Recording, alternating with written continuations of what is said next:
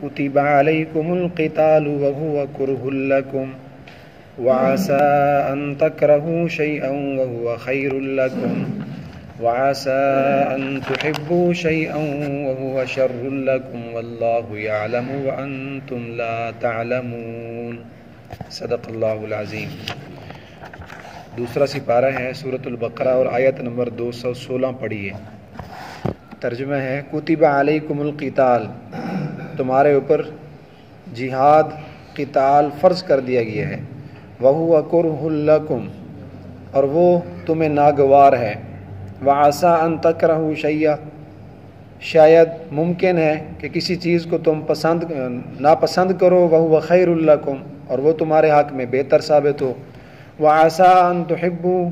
اور ایسا بھی ممکن ہے کہ تم کسی چیز کو پسند کرو، وَهُوَ شَرٌ لَكُمْ، اور وہ تمہارے لیے بری ہو، وَاللَّهُ يَعْلَمُ وَأَنْتُمْ لَا تَعْلَمُونَ، بس اللہ ہی بہتر جانتے ہیں، تم کچھ نہیں جانتے۔ تمہارے اوپر جہاد اور قتال فرض کر دیا گیا ہے۔ جہاد کسے کہتے ہیں؟ اعلاء کلمت اللہ کے لیے، اللہ کے دین کی سربلندی کے لیے، اللہ کے راستے میں اپنا مال، اپنی جان اور اولاد کو سب چیز قربان کر دینا، اس کا نام جہاد فی سبیل اللہ ہے، محض اللہ کی رضا کے لیے۔ اور جہاد جو ہے اسلام کا ایک بہت بڑا رکن ہے، اور حدیث پاک میں آتا ہے کہ اگر جہاد کی ضرورت ہو اور لوگ جہاد کا ارادہ نہ کریں، نہ نکلیں، تو ایسا آدمی جس نے زندگی بھر کبھی جہاد کی خواہش بھی نہیں کی، اس کے دل میں جذبہ بھی نہیں ہوا، اگر وہ بستر پر مر گیا تو وہ نفاق کی حالت میں مرے گا، منافقت کی حالت میں مرے گا۔ اور ایک اور آیت میں اللہ پاک کا ارشاد گرامی ہے وَأَعِدُّوا لَهُم مَّا اسْتَطَعْتُم مِّن قُوَّةٍ، کہ دیکھو جہاد کی ایک صورت یہ بھی ہے کہ تم کافروں کے ساتھ لڑائی کے لیے ہر وقت تیار رہو۔ اعدو کا صیغہ اللہ پاک نے بولا ہے، یہ امر ہے، اور اس میں اللہ نے حکم دیا، فرض عین ہے ہر بندے پہ کہ ہر وقت جہاد کی تیاری کر کے رکھو۔ اب ہر وقت تو جہاد کی ضرورت نہیں ہے، ہر بندہ تو نہیں جا سکتا، لیکن اس آیت پر عمل بھی ہر انسان نے کرنا ہے۔ وَأَعِدُّوا لَهُم مَّا اسْتَطَعْتُم، جتنا تم سے ہو سکے، جتنا تم کر سکتے ہو، جتنا اللہ نے تمہیں ہنر دیا، جو فن دیا، تو اپنے فن کے متعلق جہاد کے لیے کوئی نہ کوئی چیز تیار کر کے رکھو۔ وَأَعِدُّوا لَهُم مَّا اسْتَطَعْتُم مِّن قُوَّةٍ، اللہ نے آپ کو طاقت دی ہے جسمانی، تو ورزش کرو، اور جہاد کے جو گر ہیں وہ سیکھو، تیر اندازی سیکھو، وَمِن رِّبَاطِ الْخَيْلِ، گھوڑے دوڑانا سیکھو، اور نشانہ بنانا سیکھو کہ اگر کبھی ضرورت پڑ جائے تو ہم نے کافروں کے ساتھ کیسے لڑنا ہے۔ تو اس آیت کے تحت مفسرین نے لکھا ہے کہ ہر بندہ کوئی نہ کوئی چیز ہر وقت تیار کر کے رکھے کہ اگر کبھی بھی ضرورت پڑ گئی تو میں اس فن کے ذریعے دشمن سے لڑوں گا۔ اور حضور علیہ الصلوۃ والسلام نے خود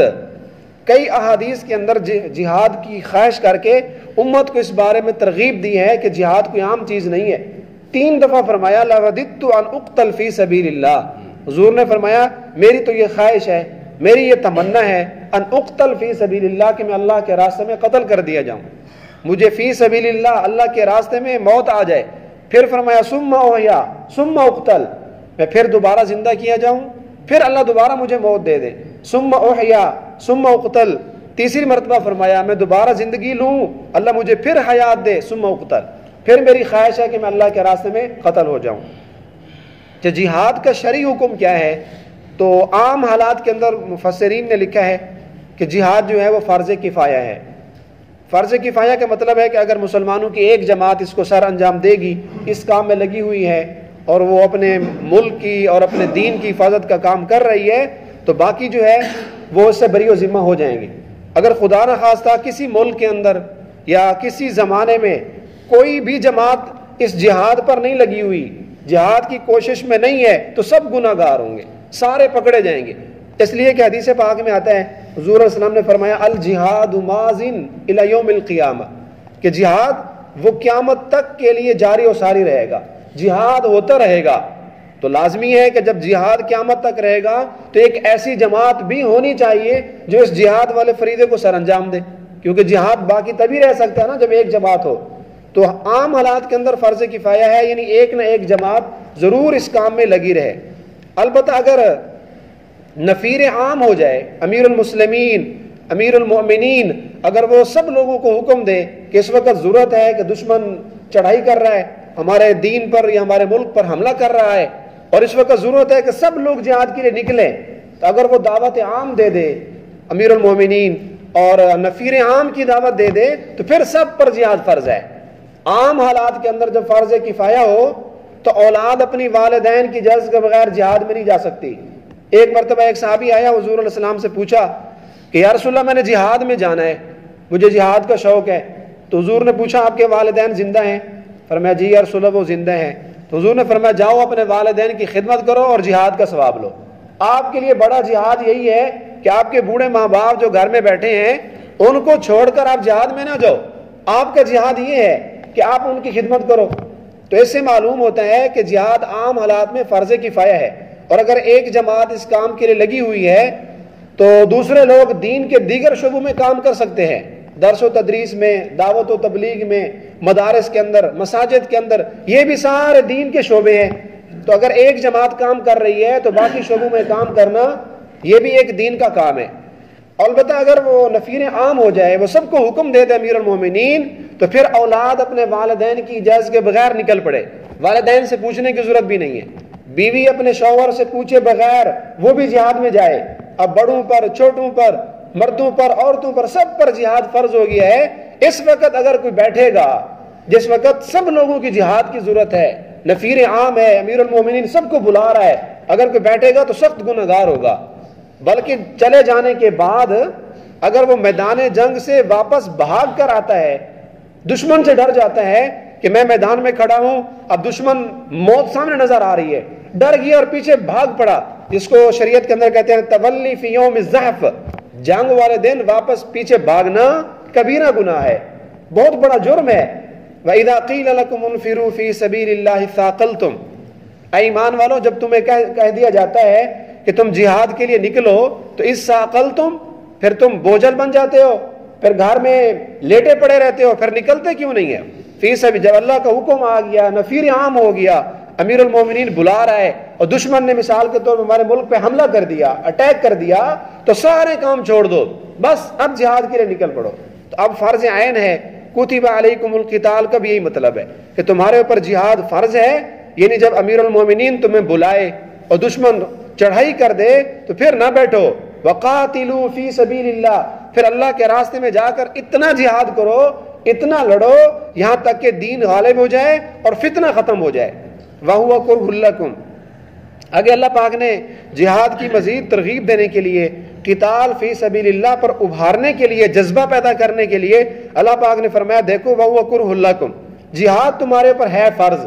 لکھ دیا گیا ہے، لیکن کرہ لکم، وہ تمہیں طبی طور پہ ناپسند ہے، کیونکہ اپنی جان پر کھیلنا، اپنا مال لٹانا، سب کچھ یہ آسان بات تو نہیں ہے۔ فطری طور پہ انسان قتال کو، لڑائی کو، جہاد کو پسند نہیں کرتا، لیکن اللہ پاک نے فرمایا دیکھو یہ ضروری نہیں ہے کہ ایک چیز تمہیں اچھی نہ لگے، ایک چیز تمہیں بھلی نہ لگے اور وہ واقعی تمہارے لیے نقصان دہ ہو، ایسا تو نہیں ہو سکتا۔ وَعَسَىٰ أَن تَكْرَهُوا، ہاں ممکن ہے کہ ایک چیز تمہیں اچھی نہ لگے، وَهُوَ خَيْرٌ لَكُمْ، اور وہ تمہارے لیے بہتر ہو۔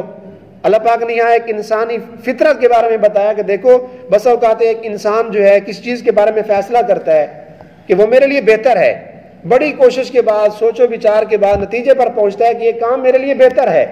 نتیجہ کیا نکلتا ہے کہ وہ کام اس کے لیے نقصان دہ ہوتا ہے۔ اور کبھی کسی کام کے بارے میں انسان سوچتا ہے اور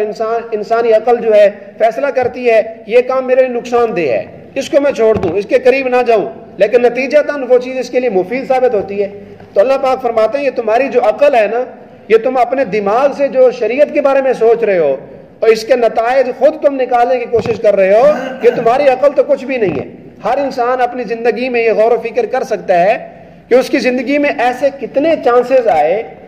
ایسے کتنے انسان نے قدم اٹھائے کہ نہیں اٹھانے چاہیے تھے، انسان سوچ رہا تھا کہ یہ کام میرے لیے بڑا مفید ہوگا، بڑا اس میں نفع ہوگا، لیکن وہ کام نتیجتاً اس کے لیے نقصان دہ ثابت ہوتا ہے۔ اور بہت ساری چیزوں کو انسان ناگوار سمجھ رہا ہوتا ہے میں یہ کام نہ کروں، لیکن وہ چیز بعد میں اس کے لیے نفع مند ثابت ہوتی ہے۔ بالخصوص جب رشتہ ہو جائے، شادی ہو جاتی ہے، اگر کسی کو بیوی بھلی نہیں لگتی، بیوی اس کو پسند نہیں ہے، اس کی کوئی چیز آپ کو اچھی نہیں لگتی، اب برداشت کرو۔ اللہ پاک فرماتے ہیں وَعَسَىٰ أَن تَكْرَهُوا شَيْئًا، اگر آپ کو آپ کی بیوی بھلی نہیں لگتی، اگر آپ کو وہ اچھی نہیں لگتی تو ہو سکتا ہے وہ تیرے لیے بہتر ہو۔ بسا اوقات بیوی انسان کو پسند نہیں ہوتی، رشتہ پسند کا نہیں ہوتا، لیکن جب نکاح ہو گیا اب برداشت کرو۔ اللہ اسی بیوی سے ہو سکتا ہے آپ کو اچھی اولاد دے دے، اسی بیوی سے اللہ بیٹا حافظ دے دے، اسی بیوی سے اللہ عالم دین، کوئی مفتی، کوئی نیک سیرت اللہ بیٹا دے دیتا ہے۔ اسی طرح اور بھی بہت ساری چیزوں کے بارے میں جو تمہیں اچھی نہیں لگتی، صبر کیا کرو۔ یہ نہیں ہے کہ وہ چیز پسند نہیں ہے تو اس کو سائڈ پہ کرو، اس کو زندگی سے نکالو، یہ ضروری نہیں ہوتا۔ وہ خیر لکم، اللہ پاک فرماتے ہیں تم عقل سے جو سوچتے ہو نا، تمہاری عقل کامل نہیں ہے۔ واللہ یعلم وانتم لا تعلمون، جب میں تمہیں کہہ رہا ہوں، ایک چیز کا حکم دے رہا ہوں، بتلا رہا ہوں کہ اس میں تمہارا فائدہ ہے، تو جو کچھ اللہ پاک کہہ رہے ہیں اس پہ عمل کرو۔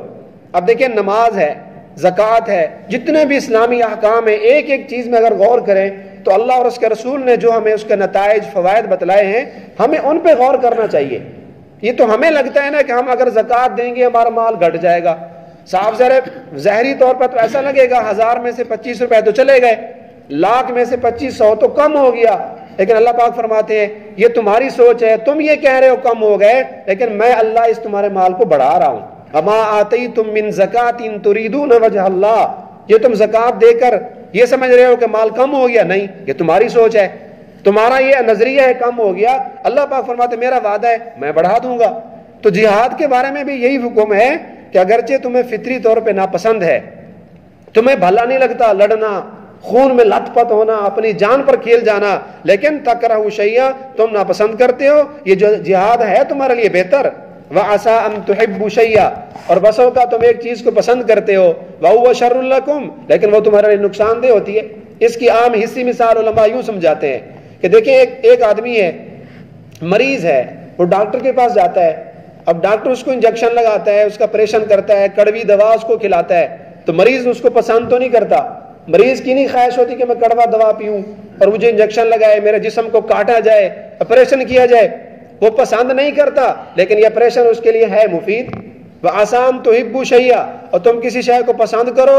وہ ہو سکتا ہے تمہارے لیے نقصان دہ ہو۔ اب شوگر والا مریض وہ میٹھے کو پسند کرتا ہے، اس کا بڑا دل کرتا ہے میٹھی چیز کھاؤں، تو اس کو اچھا لگ رہا ہے، لیکن وَهُوَ شَرٌّ لَكُمْ، لیکن یہ میٹھا اس آدمی کے لیے نقصان دہ ہے، اس کے لیے مفید تو نہیں ہے۔ تو کسی بھی چیز کے اندر یہ انسانی عقل صحیح طرح فیصلہ نہیں کر سکتی۔ بہت ساری چیزوں میں ہم اس کے فائدہ مند ہونے کا سوچتے ہیں، لیکن وہ نقصان دہ ہو جاتی ہیں، اور نقصان دہ کا تصور کرتے ہیں کہ نقصان دہ ہے، بچتے رہتے ہیں، بعد میں ان میں ہمارے لیے فائدہ ہوتا ہے۔ تو اس کے لیے بہترین جو شریعت نے ایک اصول دیا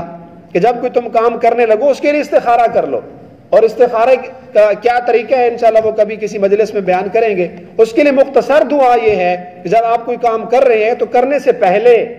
یہ دعا پڑھ لیجئے، اللہم اغفر لی واختر لی، کثرت کے ساتھ، کہ اللہ میرے لیے جو بہتر ہو، جس میں میرے لیے خیر ہو، وہی کام مجھ سے کروائیے، اسی چیز کی طرف میرا قدم اٹھے جو میرے لیے بہتر ہے۔ اور جب وہ کام آپ کر لیں، پھر اگر وہ بھلا نہیں لگتا تو پھر اس پر صبر کریں۔ اگر آپ نے وہ کام کر لیا ہے تو آپ اپنے عقل کے مطابق اس کو ختم کرنے کے بارے میں نہ سوچیں، بلکہ صبر کریں اور اللہ سے اس کے لیے بھلائی مانگتے رہیں، کیونکہ تمہیں نہیں پتا کہ اس میں تمہارے لیے نفع ہے یا نقصان ہے۔ واللہ یعلم وانتم لا تعلمون، اللہ ہی بہتر جانتے ہیں، جو حکمتیں اللہ نے بتلا دی ہیں وہی بہتر ہیں۔